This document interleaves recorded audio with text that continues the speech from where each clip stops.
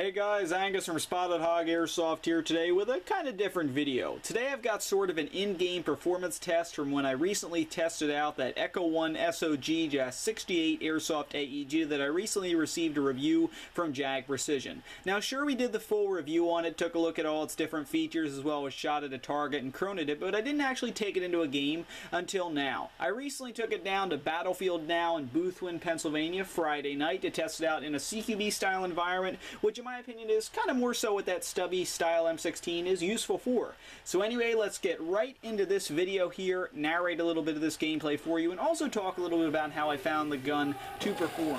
Now obviously, being that it's that stubby kind, it is a little bit better suited for CQB in my opinion. Of course, you certainly could use it in Woodland, which is obviously what I plan to do in the future because I'm not much of a CQB player, as you probably can tell by a little bit of this video here.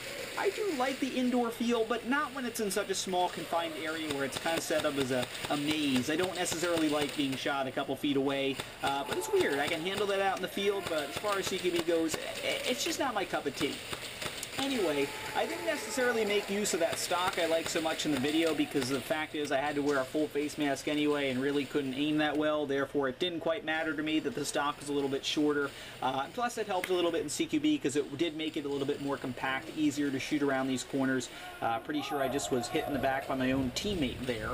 Now, as far as everything else goes with the gun, I noticed that it did perform relatively well as far as firing goes. The hop-up was decently effective, not that I really had to shoot a far distance in here. And I did run a 7.4 volt LiPo in the gun. The field doesn't allow full auto, so I didn't have a chance to actually test out the full auto mode, but semi-automatic performed well. I didn't have any lockups, no jams, no feeding issues. I did have to wind the high cap, you know, a little bit, like you'd feel with a standard high cap, but otherwise the gun shot pretty well. So I was pretty pleased as far as performance goes, and it was relatively accurate as well as I get hit in the side there. Now moving onward a little bit about other parts of the gun, I'm a little disappointed that there wasn't a huge amount of customization with it because as you're seeing now in this clip, somebody's got a flashlight. I couldn't make use of one of those. I couldn't make use of any laser or anything like that because there's no way mounting it on the gun, and that's a little bit disappointing in my opinion.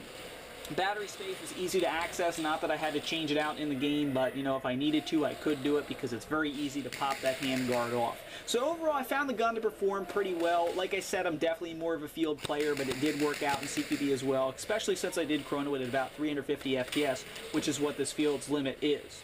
Just going to go ahead and narrate a little bit rest of the gameplay. Let me know if you do like these narrations. I kind of personally enjoy them a little bit. Overall, this field was, you know, decently nice. I did like it a little bit. A couple issues with hit calling and everything like that, but you'll find that at any field really you go to. Right now, I'm about to get hit again, unfortunately, by somebody somewhere across the field, as you can see there.